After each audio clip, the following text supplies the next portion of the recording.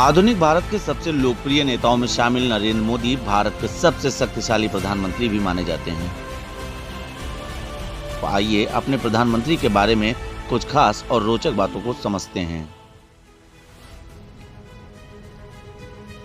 नरेंद्र मोदी के व्यक्तित्व और परिश्रम का लोहा उनके विरोधी भी मानते हैं। राजनीति में उनका करिश्मा कुछ ऐसा रहा कि पहली बार जब वह विधायक हुए तो सीधे मुख्यमंत्री बने और पहली बार जब सांसद हुए तो सीधे प्रधानमंत्री बने। भारत के 14वें प्रधानमंत्री के रूप में 2014 और 2019 में उनके ही नेतृत्व में भारतीय जनता पार्टी को प्रचंड बहुमत मिला। माना जाता है कि जातियों में बटी हुई दिग्भ्रमित दिशाहीन हिंदू आबादी को संगठित करने का श्रेय ओबीसी यानी अन्य पिछड़ा वर्ग से आने वाले स्वाभिमानी हिंदू नेता नरेंद्र मोदी को जाता है। 17 सितंबर 1950 को गुजरात के वडनगर में जन्मे नरेंद्र दामोदर दास मोदी के पिता का नाम दामोदर दास मूलचंद मोदी था और उनकी माता का नाम हीराबेन दामोदर दास मोदी था। 8-10 साल की उम्र में ही नरेंद्र मोदी राष्ट्रीय स्वयंसेवक संघ की राष्ट्रवादी भावना से प्रभावित थे। प्रारंभिक शिक्षा के बाद ही वह अपने परिवार से दूर होकर सामाजिक और आध्यात्मिक जीवन की ओर बढ़े। संत महात्माओं के साथ उन्होंने देश की धार्मिक और आध्यात्मिक संस्कृति का ज्ञान प्राप्त किया और राष्ट्रीय स्वयंसेवक संघ के बड़े नेताओं के भी सानिध्य में रहे। उनके पिता वडनगर रेलवे स्टेशन पर चाय की दुकान चलाते थे।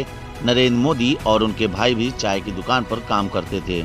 बाद में उन्होंने अपनी भी चाय की दुकान खोली और यात्रियों को चाय पिलाते थे। 1965 के भारत पाकिस्तान युद्ध में नरेंद्र मोदी ने सैनिकों को भी चाय पिलाई। राष्ट्रीय स्वयंसेवक संघ और भारतीय जनता पार्टी से जुड़कर नरेंद्र मोदी राजनीति में आगे बढ़ते गए। साल 2001 में उन्हें गुजरात के मुख्यमंत्री बनने का अवसर मिला और उसके बाद पिछड़े वर्ग से आने वाले होनहार युवा ने दिखा दिया कि हिम्मत, मेहनत और देशभक्ति के रास्ते पर चलकर किसी भी बड़े लक्ष्य को हासिल किया जा सकता है। नरेंद्र मोदी के कार्यकाल में गोधरा रेलवे स्टेशन पर दिल दहला देने वाला कांड हो गया। कहा जाता है कि मुस्लिम उपद्रवियों के द्वारा 59 हिंदू तीर्थयात्रियों को साबरमती एक्सप्रेस ट्रेन पर पथराव करने के बाद बोगी को लॉक करके ट्रेन के अंदर ही जिंदा जला दिया गया। प्रतिक्रिया स्वरूप हिंदू संगठन भड़क गए और गुजरात के अलग अलग इलाकों में होने वाले भयंकर हिंदू मुस्लिम दंगा के लिए काफी आलोचना भी सहनी पड़ी। गोधरा कांड के बाद हुए दंगों में लगभग 1200 लोग मारे गए। मुस्लिम राजनीति करने वाले कुछ लोगों ने नरेंद्र मोदी पर राज्य की मशीनरी को शिथिल करके सुनियोजित रूप से मुसलमानों के नरसंहार कराने का आरोप भी लगाया। तत्कालीन प्रधानमंत्री अटल बिहारी वाजपेयी को हस्तक्षेप करना पड़ा। उन्हें नरेंद्र मोदी को राजधर्म निभाने की शिक्षा देनी पड़ी। लगातार 3 बार गुजरात के मुख्यमंत्री बनने के बाद नरेंद्र मोदी को 2014 में देश के 14वें प्रधानमंत्री बनने का भी मौका मिला। 2019 में उनके ही नेतृत्व में बीजेपी ने फिर से चुनाव जीता।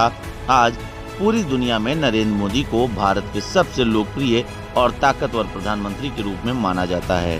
पूरी दुनिया का बड़ा नेता माना जाता है और उनके कार्यकाल में दुनिया के ताकतवर देशों में भारत का प्रभाव भी बढ़ा है।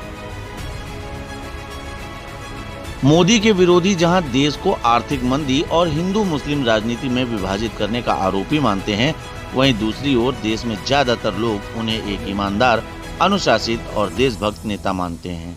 नरेंद्र मोदी के नेतृत्व में जहां भारत तेजी से एक बड़ी सैन्य शक्ति के रूप में खड़ा हो रहा है, वैश्विक अर्थव्यवस्था और आत्मनिर्भरता की ओर बढ़ रहा है, वहीं देश की बड़ी आबादी को आर्थिक मंदी से उबारने और रोजगार उपलब्ध कराने की चुनौती भी उनकी सरकार के सामने खड़ी है।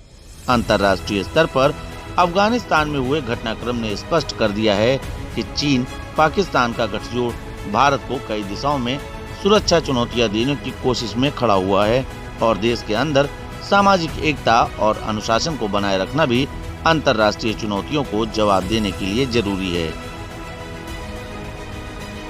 फिलहाल वर्तमान में दुनिया की सबसे बड़ी आबादी वाला देश बनने की ओर बढ़ रहे भारत में नरेंद्र मोदी के टक्कर का कोई दूसरा नेता ना तो भारतीय जनता पार्टी में दिखाई पड़ रहा है और न ही विपक्षी दलों में।